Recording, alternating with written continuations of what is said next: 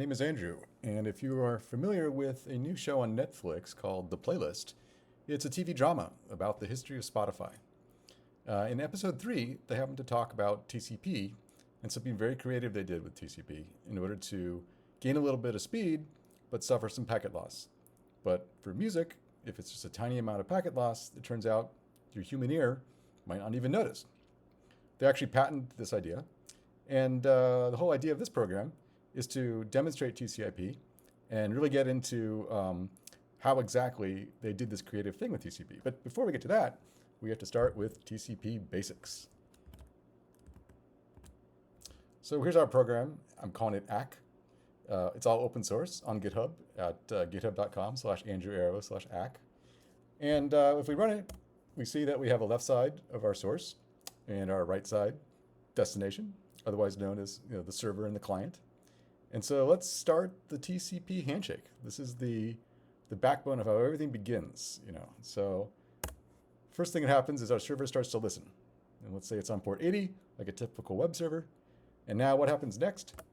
Okay, our first TCP packet, or you can call it a segment, has been sent.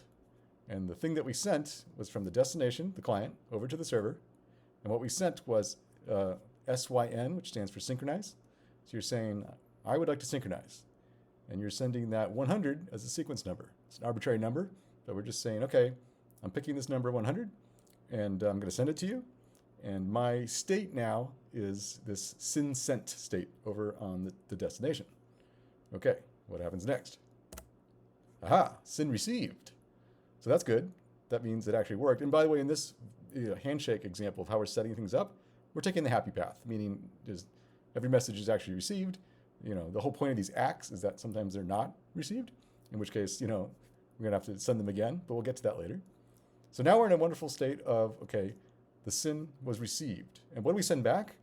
Well, this is where it gets a little bit more complicated because we're going to send back an ACK, which stands for acknowledgement. And the way we acknowledge that is by sending 101, which is exactly one number higher than 100, which proves that we received 100.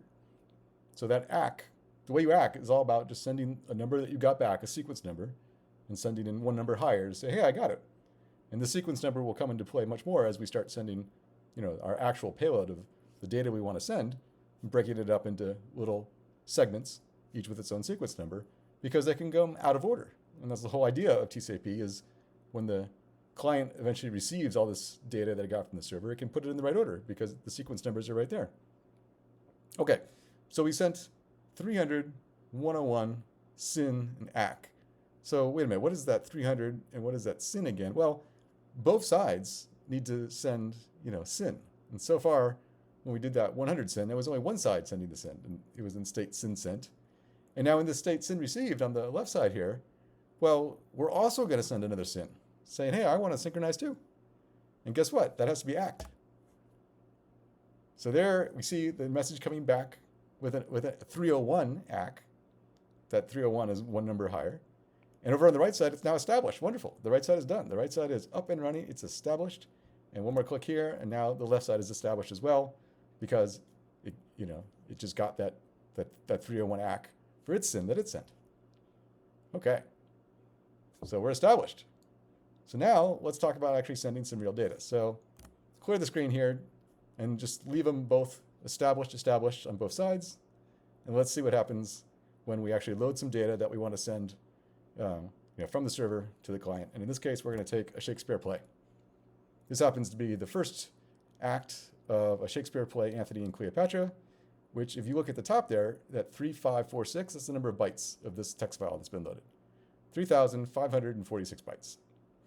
Okay, and we're using a packet size, a very standard, this is a segment size. This is the maximum segment size, otherwise known as MSS in TCP, which is a common three-letter abbreviation, MSS, the maximum segment size. And 512 is a very common one. And so by using 512, that means I have to break up 3,546 bytes into segments, each 512 bytes long. You do the math, that's 3.93 segments, but you can't have a fraction of a segment, so we're going to have 7. We're rounding 6.93 up to 7. Okay, so let's look at this data rather than the actual just raw text here of the Shakespeare play. let's look at it as the 7 packets that we're going to send. And remember, before we started with 300, and so that was back when we were doing the handshake, but here we are. These are the actual packets we want to send. We want to send 301, 302, 303, 304, 305, 306, and 307. And remember, 307 is the one that isn't a full 512 bytes. But 301 through 306 are all 512 bytes. And this is just displaying the first few characters of it. And there's new lines in there. So you notice that, like, in 302, it says PER, comma, and then there's a return. And in 303, Mark Anthony, return. And so that's just data. It's just, a new line is still just data. And it's just displaying whatever, whatever fits there for the first few lines. But each one of those is actually 512 characters long. And you see the little lips at the end. It goes on and on, except for that last one, of course. Okay, so let's send the very first one. Boom, 301 has disappeared from the left side. It's now in transit with 512 characters. And we're going to keep things simple for this example, but there's lots of complicated things going on with TCP, such as a timeout, how long it takes, a checksum, meaning it might have been received, but the data got garbled and the checksum isn't going to pass. But in this case, it's the very first one we're sending. Let's just assume that the checksum passed, it got there in the right amount of time, and it actually did get there. And so now we're going to act that we just received the first segment 301.